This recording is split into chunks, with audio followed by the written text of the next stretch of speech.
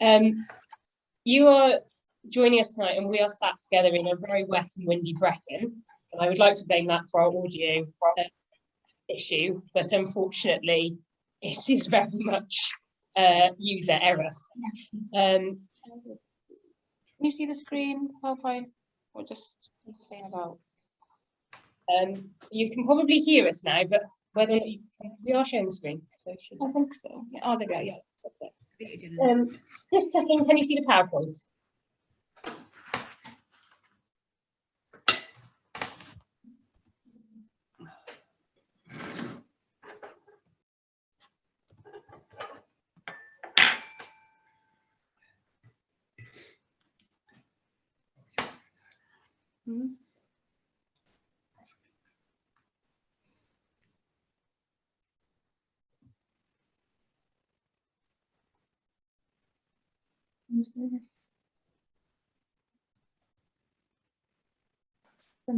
Yeah, we can see the screen. We can't see both at the same time, and we're looking at a very large television screen as well, just to add a further complication. So Nick, thank you for joining us tonight, and we are going to give you a broad brush sort of look at planning in both England and Wales as best we can.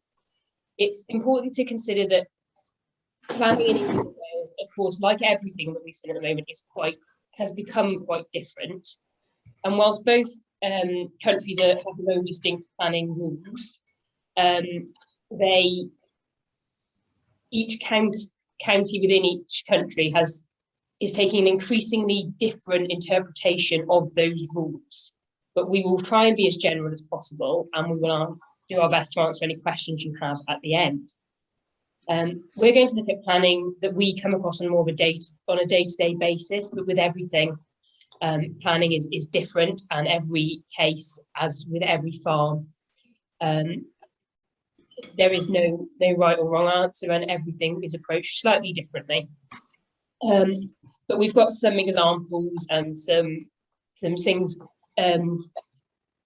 applications we're working on at the moment to discuss, as well as looking at the sort of general rules, and then having consideration of farm diversification generally, and what you need to consider, perhaps on a practical basis as well as a planning basis at the end. My name is Ellie Watkins, and I am a chartered surveyor. I have been with Agri Advisor and now Rural Advisor for over 2.5 years. On the day-to-day, I do a lot of planning work, increasingly in the last 18 months, grants, planning, valuations, landlord and tenant advice, and all the things you would expect of a chartered surveyor. I'm Caris Thomas. I am a planning consultant. I've been with Rural Advisor now for 4 weeks, but I've worked in planning for over 9 years, previously for a number of local authorities. So I have been in the coalface, and I'm now going on the other side of it. So yeah, any help people need from a planning perspective, you know where to come and find me, really. Yeah, we're very lucky to have Paris with us this evening, because she's done both sides of it, and I find those who have done both sides have a bigger interpretation of planning, and can hopefully get us through some of the more difficult applications. So we thought we'd look at barn conversions is obviously one of the biggest things you consider when you think about planning rurally. So looking at barn conversions in England only, because crucially we have there's a level of permitted development we have in England they do not enjoy in Wales, and Caris will talk to you about that shortly. But there are principally two routes to go down if you're looking to convert a barn in England. There is, of course, full planning, which is a very robust way of going about it. It will give you, if you can achieve full planning, it will be all-encompassing and subject to any conditions that are imposed. You do know what you get, and it is what it says on the tin. But we also have in England Class Q development, which has broadened the idea of a barn conversion quite substantially. They now, whether it was intended to start with or not is we have come past, but we have now the potential in England to look at converting any agricultural building, which does include now steel portal frame buildings and Dutch barns, several of which you have no doubt seen converted as you've travelled around anywhere in England.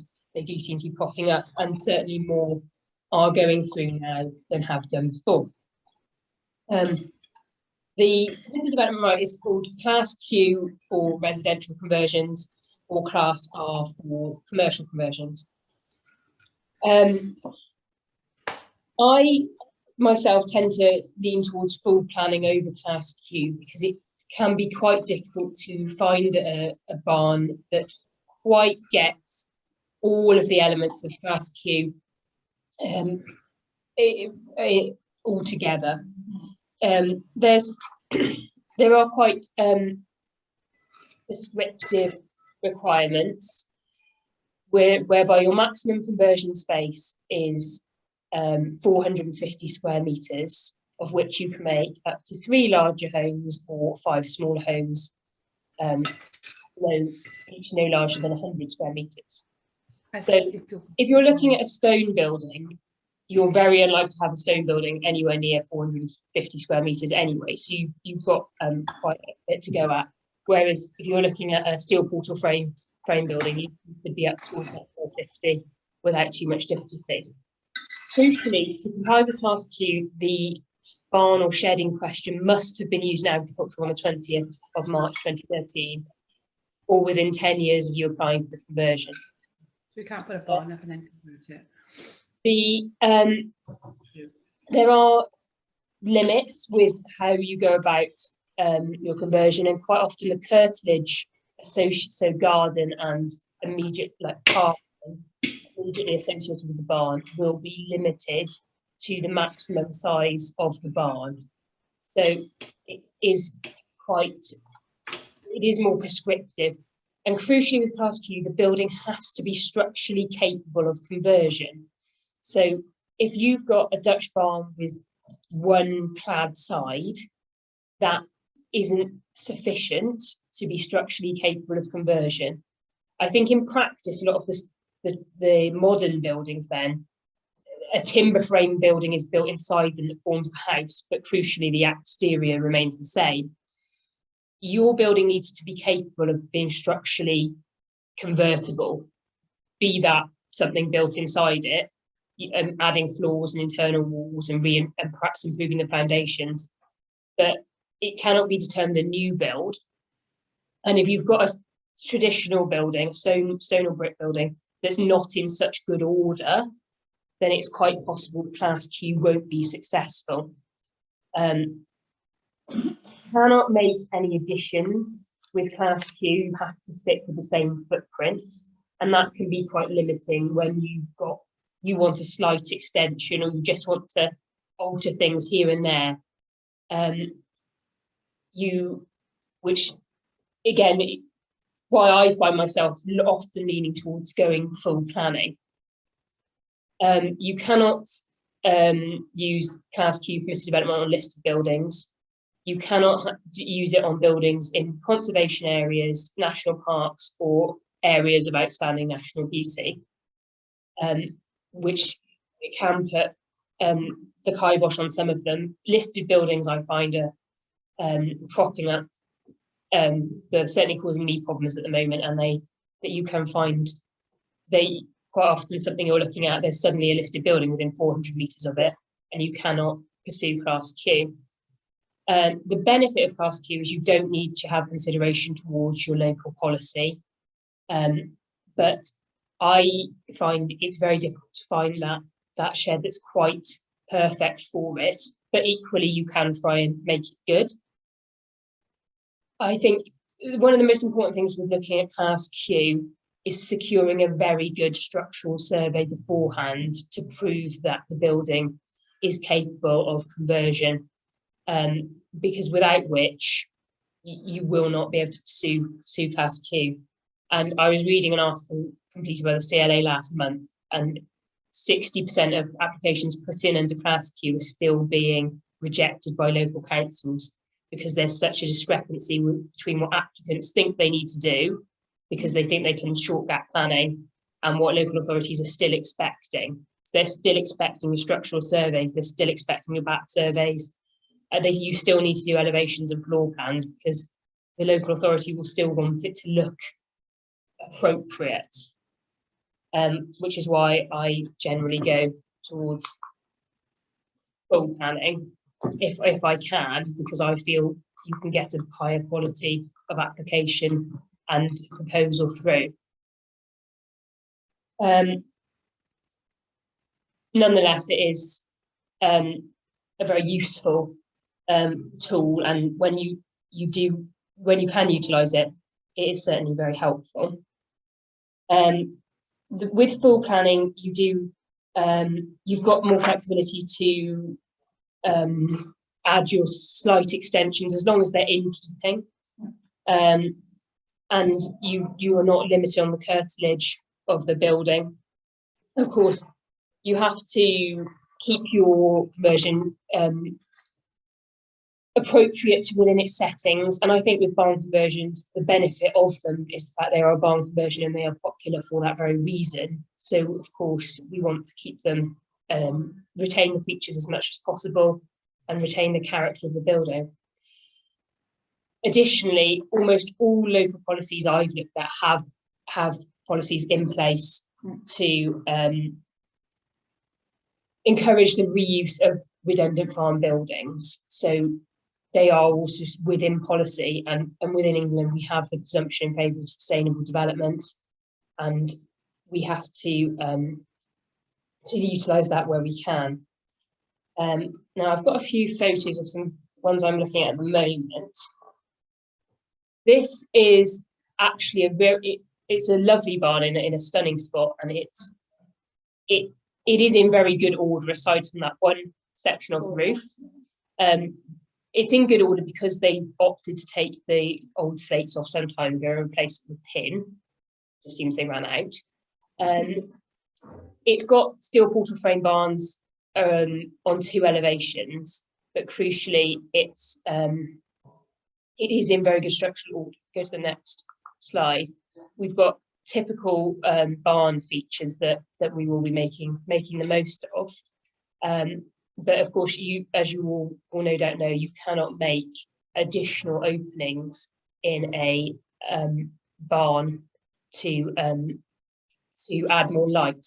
So you have to be a bit more creative with how you go about getting the light in there and utilising things like skylights and where you can, and any existing openings, of course. But we've only got the slit openings here, but we have got the 2 big lovely doorways which should let quite a lot of light in. Going on to the skylights, from previous experience, then authorities tend to like more conservation skylights because they are more into the roof, so they don't project out so much, so they blend into the slate.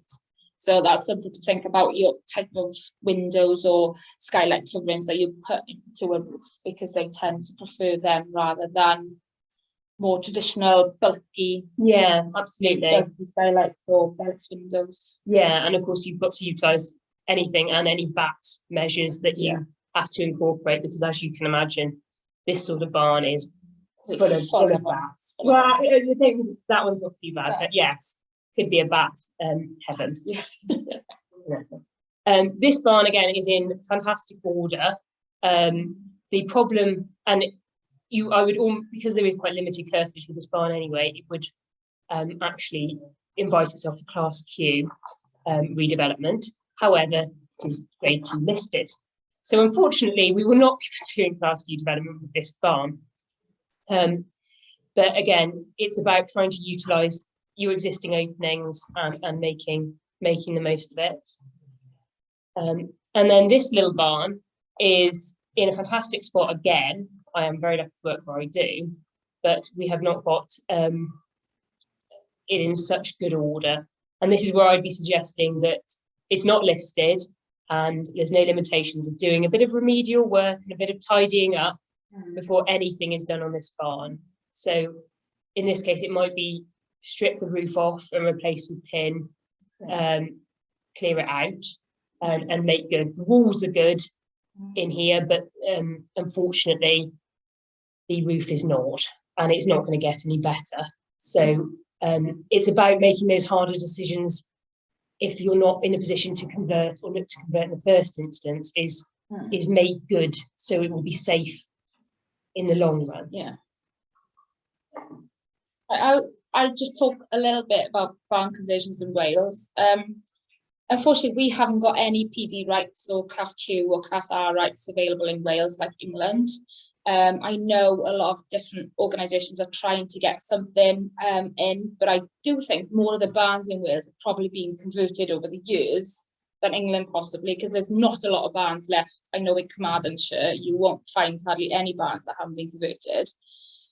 So the only option we've got is to go through full planning. But one of the sticking points in Wales is some authorities require proof that there is no need for that building as a commercial premises. So they then ask that it is marketed through an estate agent for a period of a year, some authorities, so they can see that there is no need for it as a commercial premises, rather than allow it to be changed straight away into a residential dwelling. And then another issue in Wales is if you want it as a full residential dwelling so that people, live there, that it is their home, you need to pay either a commuted sum or a percentage sum towards affordable housing locally.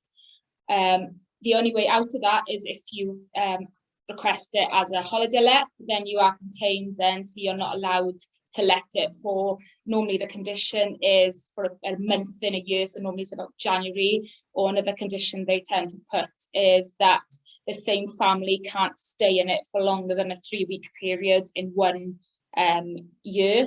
And another issue that I've come across is people wanted to add fairly large extensions to small barns to make them work, but they then contain habitable rooms. Well, that's a big no-no. So if they wanted to use it as a living room or a bedroom, then, the barn is obviously unable then to be converted as it is. So people then tend to add these big extensions, regardless of whether they are traditionally built in matching stone or in matching materials. The main barn should be able to accommodate the living accommodation, and then you add stuff like a utility room as an extension. So that's something to also really think about. But I think in Wales, the biggest issue is the affordable housing contribution. And I think that stopped a lot of conversions to full residential, and in a way it's helped the tourism industry because there's a lot of holiday lets that are barn conversions now. So that's something to also think about. But I'll start with surveys if you want. Yeah. So surveys with barn conversions, there's no way of getting out of it.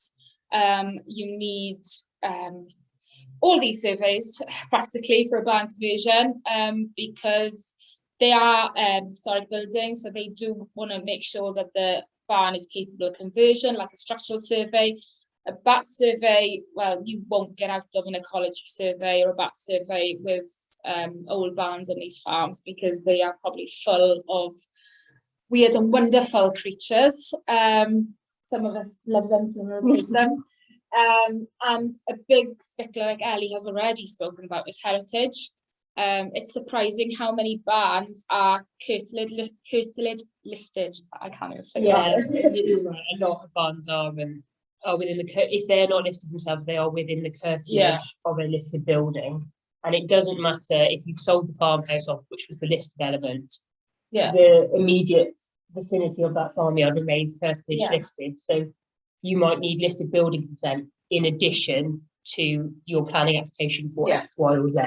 Yeah, and that's what people don't realise, and they come stack up really, because they probably thought that because the big house is listed, they would be okay, and they just need maybe an impact statement, but actually they need a full-blown heritage statement, which puts a spanner in the works sometimes.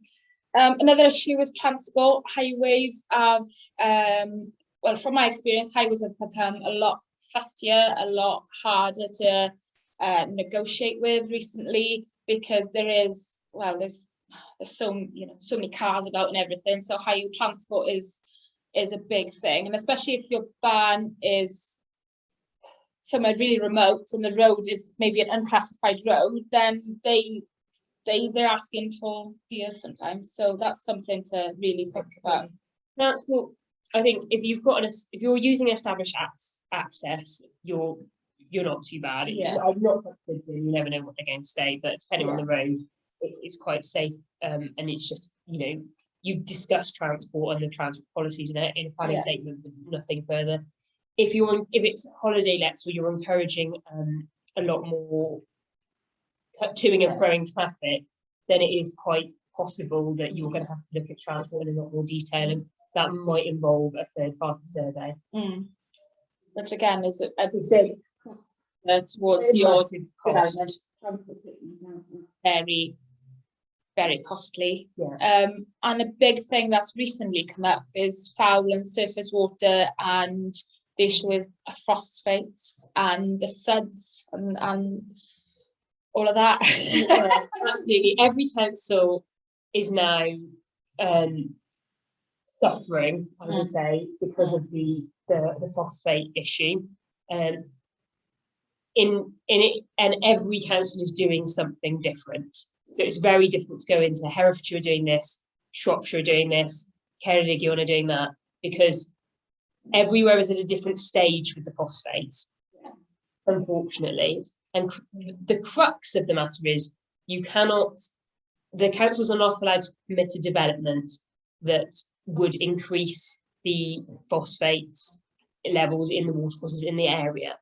And in England, we're sort of managing to get through this by getting third-party foul and surface water surveys undertaken, which involves percolation tests to prove that the soil can handle a clargester or whatever septic tank system you're proposing. But it's very, very slow.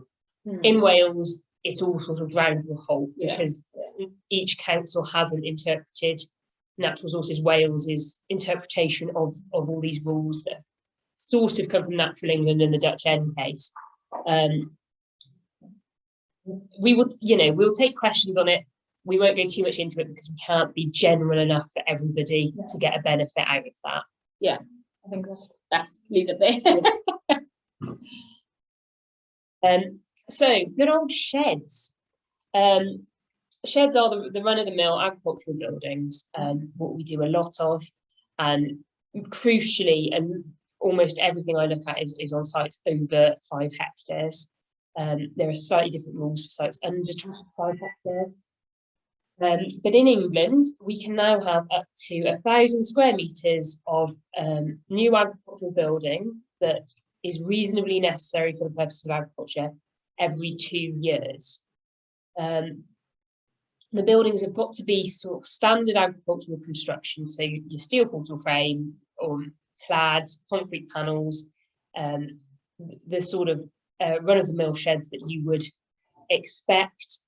To comply with the permitted development, which is the 28-day application, these buildings cannot be within 25 metres of a road, of the centre of a road.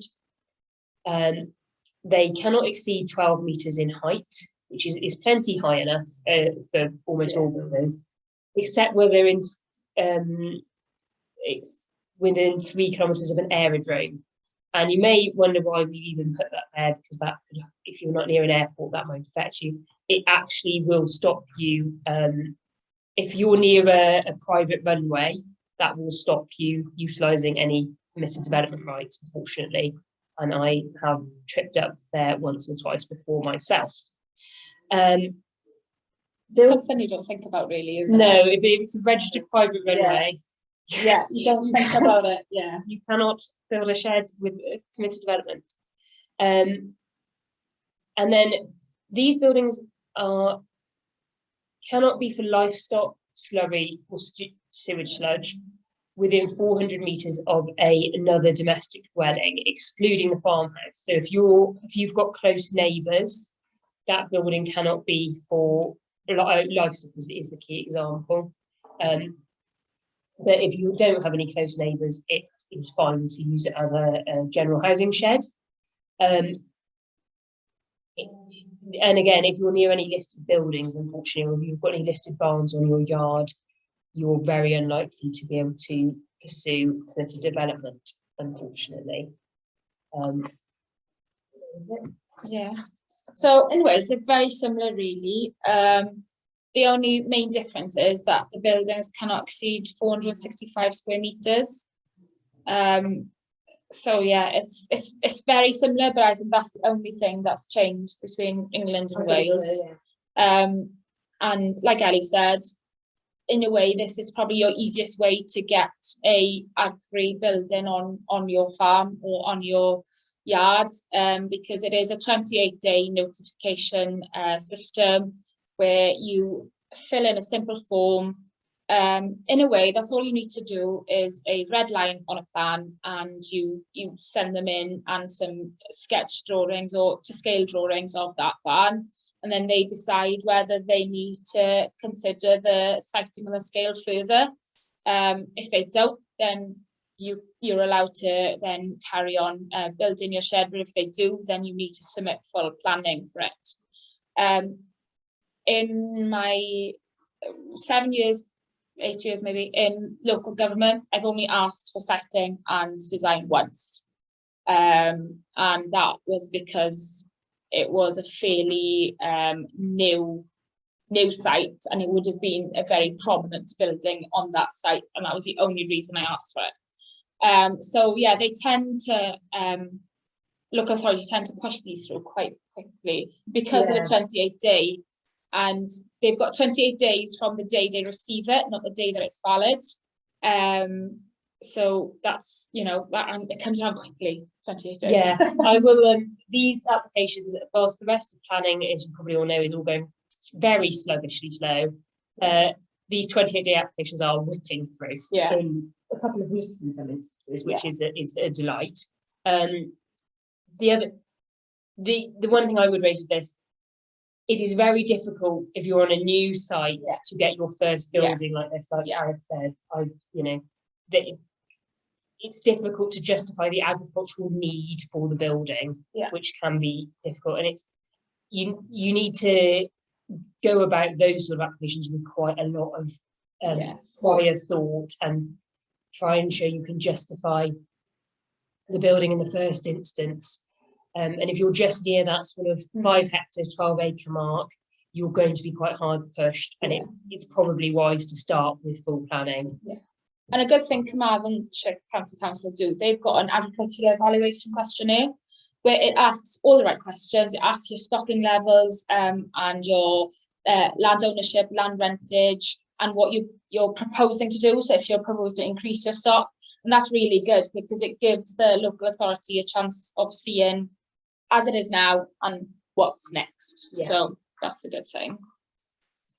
We'll move away from sheds and go to pre-applications. Don't know if many have heard of pre-applications, but this is a way of asking the local authority for their informal opinion, and I'll emphasise informal because that's what it is, on an application or a development that you are either thinking, considering, or prior to submission to the local authority for either full planning permission. There is a cost for this, and what I used to say to people is the more information you give local authorities at the pre-application stage, the better, because the better response you get out at the end. It's surprising how people sketch something in the back of a fag packet and send it in, and they'll expect you to give them a yes or no there and then. So with pre-apps, the more information you give them, the better. But there's a slightly different pre-application process for major development. So major development is anything 10 or more houses, applications for outline of more than 0.5 hectares, or buildings which are 1,000 square meters, and unfortunately some agricultural buildings fall under that, and they have to do this full pre-app consultation process. So if your building is more than 1,000 square meters, then of course you have to go through this process. And then it's mining, waste, development, and a site that's over 1 hectare, but that is a big site, it's over a hectare. So with this, you literally have to make your draft planning application ready, publish it, put site notices up, and provide a 28-day consultation period. Once you get that the consultation period over, you evaluate, review what feedback you've had, if you've had any, and then provide a pre-application consultation report that then has to be submitted with the planning applications. Another thing people don't realise is you have to notify the local authority on the day that you start your pre-application consultation, because a lot of people fall short of that. They think they're doing it right, but they don't notify the local authority. So that's something to keep an eye on as well. But this is something for more bigger developments. But the reason I'm raising it is because some agri buildings, especially if you're putting a new cow shed up, it's surprising how quickly you go to that threshold of 1,000 square meters, really. Moving on now, we'll look at sort of farm diversification to round this up this evening. And I think it's crucial to say not every farm, despite what's being said in the farming publications, can diversify. Every farm is very different, and you're never going to achieve the same. And equally, every farmer is different, and you need a certain skill set to diversify to accompany whatever it is that you do. And if those things can't work fluidly together, then diversification, which falls in every shape, form, might not be the way for you, or diversification as we know it. I think firstly, you've got to consider what you've got on your farm. Have you got buildings to convert? Have you got land that's got features? Are you near any historic significant architectural features? And alongside that, what is the draw and the attraction to the area? Are you in a very stunning location, like a lot of us living in the countryside are? But what makes what you have better than what your neighbour has? And alongside that, what are your skill sets? Are you a people person? Do you want the general public on your site, or should you be looking at renewable sort of diversification where it's a wind turbine or solar panels, or battery storage or something like that? Because whilst in diversification, to me, I think general public, holidays, that sort of route. But actually, if it boils down to it, a lot of farmers are perhaps not the people to engage with everybody that wants to come to the countryside. I think a lot more people have diversified recently and discovered that they've enjoyed a steep learning curve, I would suggest. A lot of people thought it would be easier than what it is. Yeah, and I think you've got to remember, as much as farming's hard, diversification is very hard because you're selling whatever it is on your farm to somebody else. I think crucially, you need to think about the financial aspect associated with diversifying. It's, can you afford to do it, and what are you investing your money into? Because if you're looking at doing something like yurts or safari tents, what is their life expectancy? Because ultimately they are a type of tent. And if you do not look after them, they're not going to last that long. And you've suddenly spent £20,000 before you've even managed to recoup your money, they're damaged beyond repair. And it's whether or not you can afford to get the financial support, if needed, from the bank to diversify into what it is that you want to. Banks are getting a lot more interested in what you're doing and how it's going to make money. And a lot of them are asking for things like business plans and budgets for what you're expecting. And we've reached a stage where a lot more people have diversified, so it's quite difficult to judge how well attended whatever it is you're going to do is going to be. So you've got to think about all of this before you even think about going to planning. Equally, you have to think about what your neighbours are doing, because if every neighbour around you's got a shepherd's hut, it's probably not the route for you. And something that can trip us all up a little bit and gets forgotten is how accessible is your farm. If you're next to a main road, well, it's quite straightforward, but equally, we do a lot in West Wales, and if you're 2 miles down a forestry track, there's only certain types of diversification that are going to work for you. And whether you need to come across somebody else's land, like we saw on Clarkson's farm, do you have the right of access required, or have you only got agricultural access? And do you want to put a farm shop up, or do you want to put shepherd's huts up, or do you want to run a dog agility course? Have you got the access you need from your land to the road or wherever? And that's something that needs to be thought about sooner rather than later. This is another site I am working on at the moment, and the planning application is sat in with Hereford Council at the moment. This is the site, and unfortunately it was a hazy day when I went there, but it is absolutely stunning, with panoramic views out looking west, I think. And it was a lot of pole barns, and that one remains, but the rest have sort of come down, and the site is clear, well, more or less, aside from 2 traditional buildings. So this is one of them, and which has come out quite dark in the photo, unfortunately, which is, again, is in actually very good order. And then there's a little traditional building, which I don't have a photo of. And this is what we're proposing to do with it. There's already an existing bungalow there, which is in good nick. And our proposal is to convert the 2 traditional buildings, of which one is at the bottom of the screen and one is at the top. He's quite diddy. And then we will be looking to replace there's a long pole barn, which we didn't show a photo of, with a sort of recreation area, because this site's quite remote. We wanted a bigger draw to the area to keep people on site longer than just a weekend. There's a lot of people in the area with short-term pods and all sorts like that. We designed this scheme to get people there for a week, and that's what we started with when we looked at the site. To start with is, how do we get people on site for a week, families, or from London and places like that, to enjoy our beautiful countryside.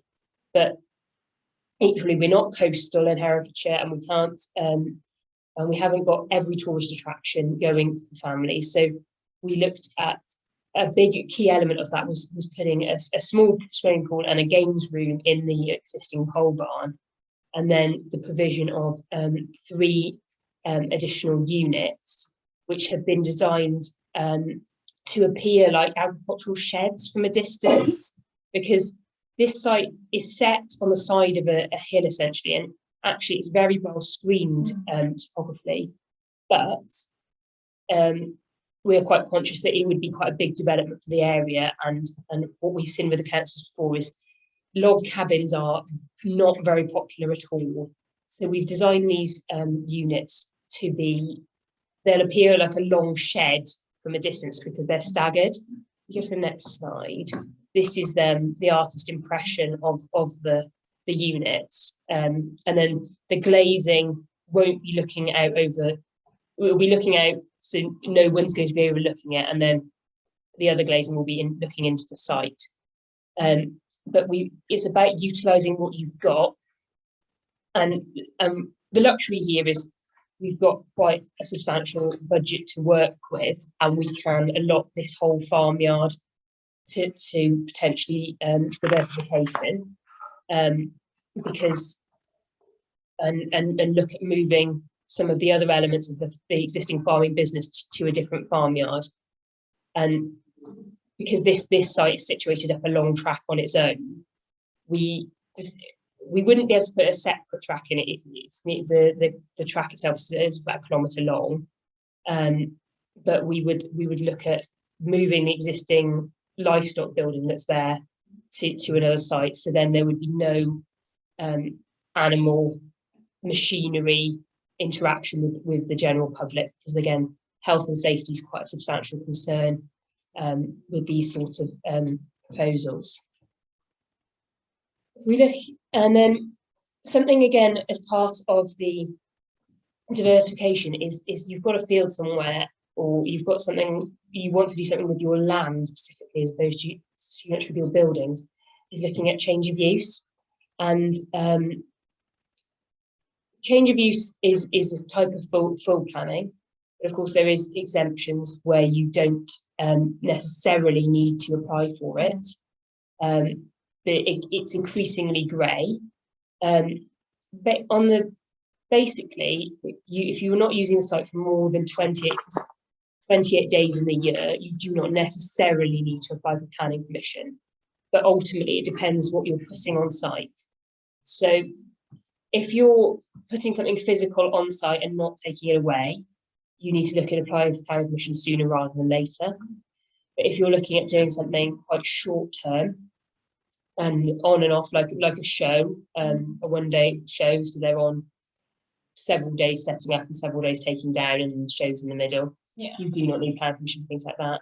But things like your safari tents, your glamping pods, because of the infrastructure that's often needed with those things now, you need to look at applying for the change of use planning permission. And even though like stuff like safari tents technically are temporary accommodation, but it's because they've probably got plumbing and the permanent bases. Even though it's been base, it's a permanent base, and it's a change from a field. So it could be the fact that you need to put the plumbing, the electrics in, so that's where the change of use comes in.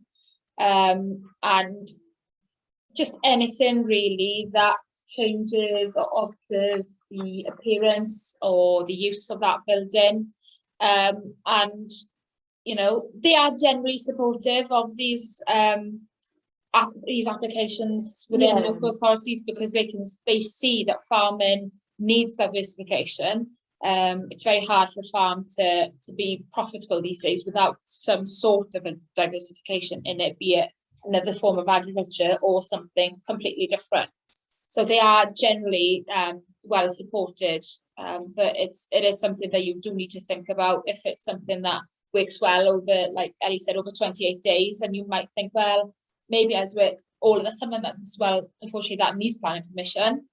But if you've been doing it for 28 days, and so you're fully booked for 28 days, and that is a good indication that there is a need for that, and that evidence is well supported then. Absolutely. Just in I think my last example of what we've been getting up to is we've recently got planning permission for a green burial site in Herefordshire. This has been passed. This is a project I went to see at the start of 2020 before COVID. With a rough idea of we roughly want to do this.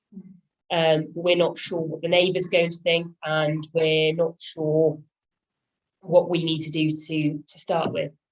And what we had to start with was about 6 or 7 acres of grassland in the middle of a village, and with lovely views towards the Black Mountains. And actually, we all stood there and said this would be a lovely spot to be buried should you wish to go that way. And it all started from there. We did a site appraisal and looked at some costings and did a lot of research about green burial and the increasing trend towards it, and low carbon and everything such as that. And then we did quite a front-loaded pre-application to the council, which included an ecology survey to demonstrate that we weren't getting rid of anything very significant. And this land had been in fairly hefty agricultural production, despite being quite small, for a long time. So we weren't. And ultimately, there was quite a lot of planting planned with it. So it was a betterment. And we also got some pre-advice from the Environment Agency, because actually, green burial, there's suddenly quite a lot more considerations than we all thought. Once we got that advice back, we then front-loaded with more surveys, including a groundwater survey and quite an extensive foul water and surface water. if nothing else, just for the WC that was to be located in that little cabin, which is supposed to be like a shelter. But some of the significant sort of elements of the burial site were covered off in the groundwater survey. We also had to get a transport survey for this and consult Highways England to justify the movement to and from site and look at that element of it as well.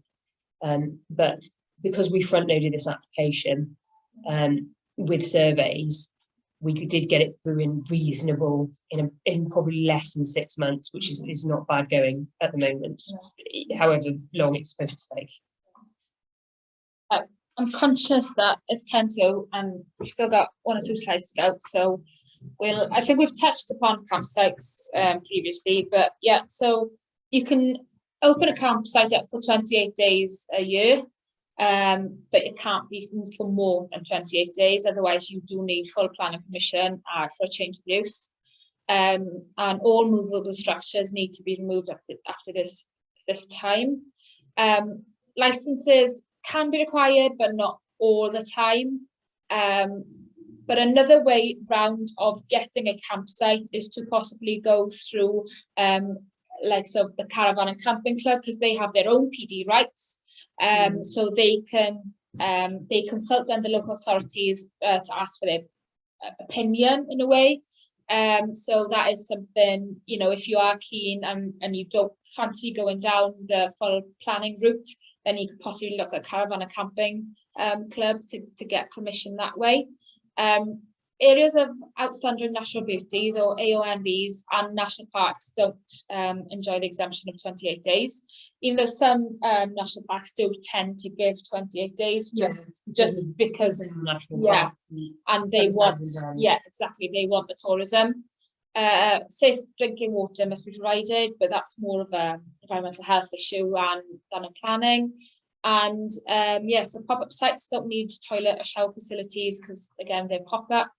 And booking websites such as PitchUp or Airbnb are very good as well, aren't they? For self-advertising and take very minimal percentage off your bookings. This is a long slide, but I'll whiz through it. So how long does planning take? It should take 8 weeks, but at the moment you are looking at how long is a piece of string, especially with the phosphates issue. There's currently practically, like Ellie said, stopped all planning applications in Wales. I think England are dealing with it much better than Wales are, but yeah. We'll go a little bit better. They are getting through, but we are months and months, not weeks, unfortunately. Yeah. I know an application that was submitted funnily during lockdown 2020, and the decision was only given last week. So that is one of them, and it was in prior to this phosphates issue coming into force, but because it still hadn't been determined by the phosphates had to be considered, which has put a massive stall on it. Any major application or anything that needs an environmental impact assessment, the target date is for 16 weeks, and that's the same for England and Wales. And the prior notification timeframes that we've previously mentioned tonight is the 28 days. One thing I will mention that not a lot of people do realise is if your application has been in for, say, we'll use the example, so a householder extension, so you want an extension on your house, you submitted on the 1st of February, the 8-week date then was for 8 weeks after, and you still haven't had a decision by the 24th of May, and they have not requested an extension of time, then you are in your right to ask for a refund of your planning fee. Not a lot of people realise this because local authorities are keeping it on the very quiet because they don't want to be refunding planning fees, because that's the income they rely on to pay for their staff. So they are keeping it very quiet. So they should be asking people for extensions of time. They are very good in the general for asking for extensions of time, but there are some cases which slip through the net. I know of a few that have, and you're more than in your right to ask for a refund. So that's something to bear in mind if you have got an application in, and we don't hear from them from weeks and weeks on end. I'll skip the next slide because we've talked about surveys. And we'll go to questions. So has anyone got any questions for us?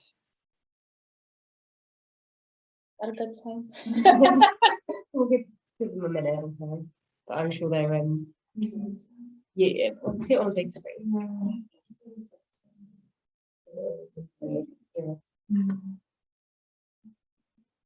Oh, Emily. Hi. How often are you approached about questions with, for example, planning permission for agricultural ties, with the availability of housing at the moment in rural areas, obviously, you know, availability and affordability.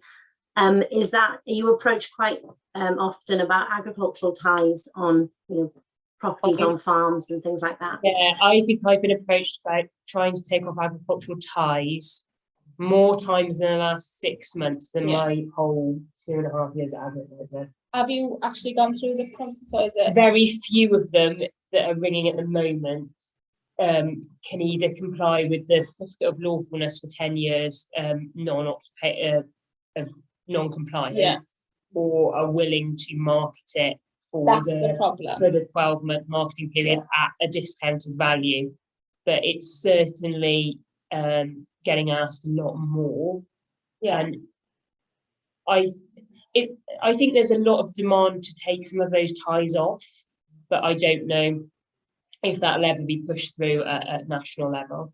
I've done one and successfully, but it was a battle. I'm not gonna lie, it was a big battle, and it all came down to the crux of the local authorities valuation team not agreeing with our valuation team, which we had 3 different valuations for that property at a discounted rate, and that's all it came down to in the end. And I think in the end they were told from above that we need housing, and if they want to take the agricultural tie off, then just let them take it off. But it was a battle, and like Ellie said, it's that marketing for 12 months, and having somebody willing to able to buy it. Yeah, and the risk at the moment of people thinking they can comply with it and putting silly offers in, because that estate agent needs to make a report to go with your application, and sometimes that doesn't help, that people put these silly offers in and it shows, well, there is a need for it, but at even a higher price. So especially the market housing as it is at the moment, you know, it's so up and down. And that's for removing ties. On the other hand, going for, say, for example, younger generations that, you know, sons on farms, for example, wanting a property to live in, parents are still in the house. Yeah, absolutely. I think I've got still see quite a high demand for. Yeah, I think I've got 3 of these to do at the moment. And again, Wales has them. Whilst Tan 6 does frustrate me somewhat, it's actually quite good that it has got such a rigorous policy, because everyone does know where they are with it. Some types of farm will always be able to demonstrate the functional and essential need for somebody to live on site, but it's not just about lambing time. You need to be able to demonstrate that over most of the year. So you know, dairy farms where they're calving all year round is lovely. That's a dream. Poultry to an extent, because they're more emergencies as well. But things like where you've just got spring lambing and maybe some spring calving, you need to drag that essential need for as long as possible. So whilst usually getting the stock up enough and the work to justify the extra worker is okay, it's really hammering home why there is an essential need to live on site. The joy is that there is a case, I think it's Keene, that says they cannot expect mum and dad to move out of the farmhouse to make room for son or daughter. And I was going to say that is the biggest loss in Wales when the new Chance 6 came in was the retirement workers' homes, because that was a good for a family where the son wanted to come home, but the parents didn't want to leave the farm, as is, you know, in, I'd say 95% of farms or, you know, agricultural holdings. And that, I think that was a massive loss when they cut that and brought in Tan 6. Like I said, Tan 6 really frustrates me. Being from a farming background myself and knowing like my home situation and how hard it would be to get a house for my brother as such. Yeah, I just think it hasn't hit the right note, even though, like I said, it's good that it's very rigorous and you know where you are.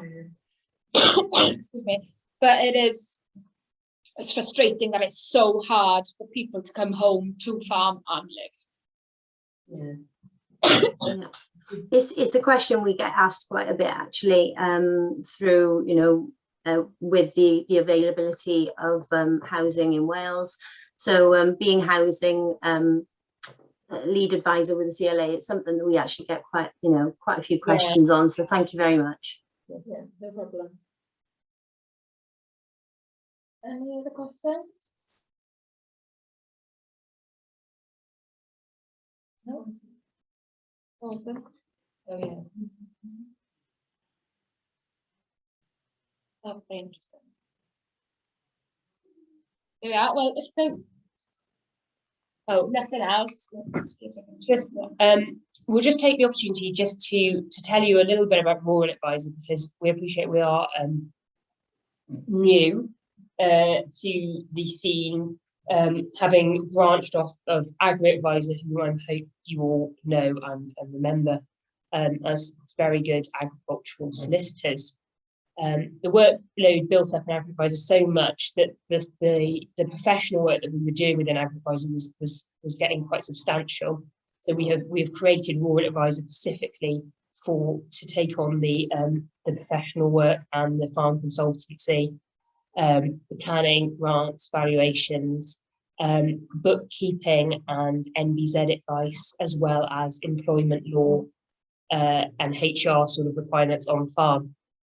So we're very excited to be doing all of that, and are looking to grow Rural Advisor even further in the coming years. We've jumped on